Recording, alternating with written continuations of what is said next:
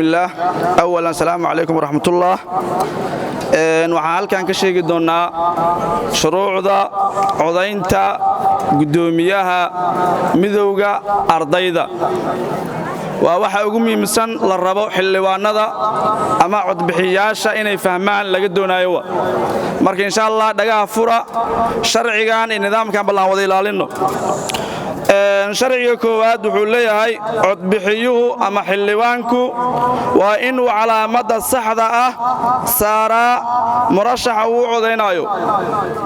qaabka loo codeynayo waxa weeyaan waa qaab calaamada saxda ah ama tigta aad taqaano ayaa ku codeynaysa musharaxa uu codeynayso hortiisa waxa ku sawiran boxkaas aad waxa saaraysa calaamada saxda ama tigta ayaa saaraysa sharciga labaad hadii codbixiyuhu saaro dhibic tusaale macal hadda waxa isku waafaqnay in la saaro sax hadaa dhibic saarto ama istilaab saarto ama calaamad kale saarto amba waxba aadan ku qorin codkaas waa qasaaray insha Allah taala waxaan marayna gabagabada codbixinta waxaan insha Allah taala gay doonaa tirinta codka waxaan markaan insha Allah taala aan ka codsanaa guddiga in loo soo diro xubin sanduuqaas si loogu furo codbixinta noogu bilaabato insha Allah taala kaarka codaynta gudoomiyaha ardayda qaybta gudoomiyaha ardayda codka koobaad ee qaybta gudoomiyaha Maxamed Nuur Sheekdoon ku xigeen gabdhaha Yiglaal Cusmaan Nuur warqadan waxay baalmarsan tahay shuruucdii saadarteed codkan waa cod halaabay gudoomiye Maxamed Nuur Sheekdoon ku xigeen Muuna أحمد حاشي قدومية محمد نور شيخدون منى أحمد حاشي أسامة محمد سعيد منى أحمد حاشي أسامة محمد سعيد سندس حسن صلاة عبد الرزاق عبد القادر حسن يقلال عثمان نور عبد الرزاق عبد القادر حسن يقلال عثمان نور أسامة محمد سعيد يقلال عثمان نور محمد نور شيخدون يقلال عثمان نور محمد نور شيخدون منى أحمد حاشي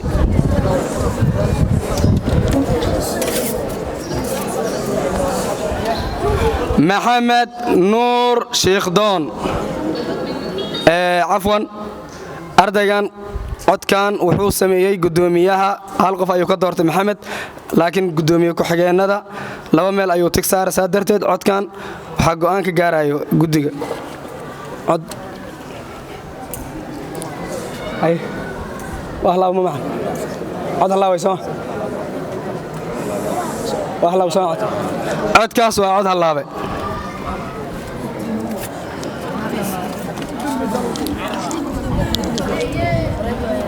وانا ورقتي ugu dambeysay أسامة محمد سعيد منى أحمد حاشي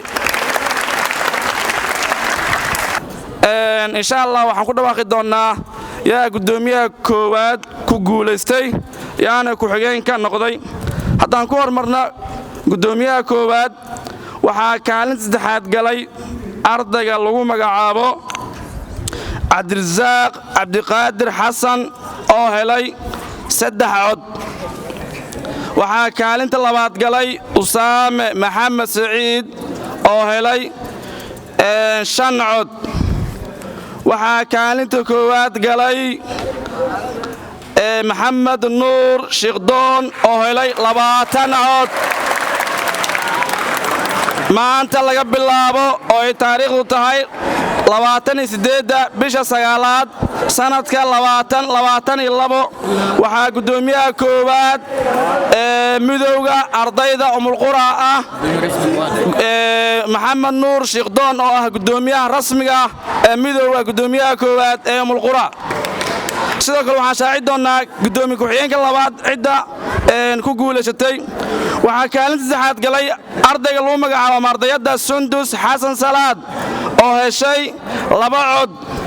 waxaa kaalinta labaad galay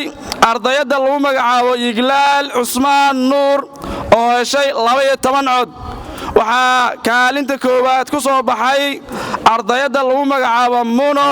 Ahmed Xaashi oo heshay 14 cod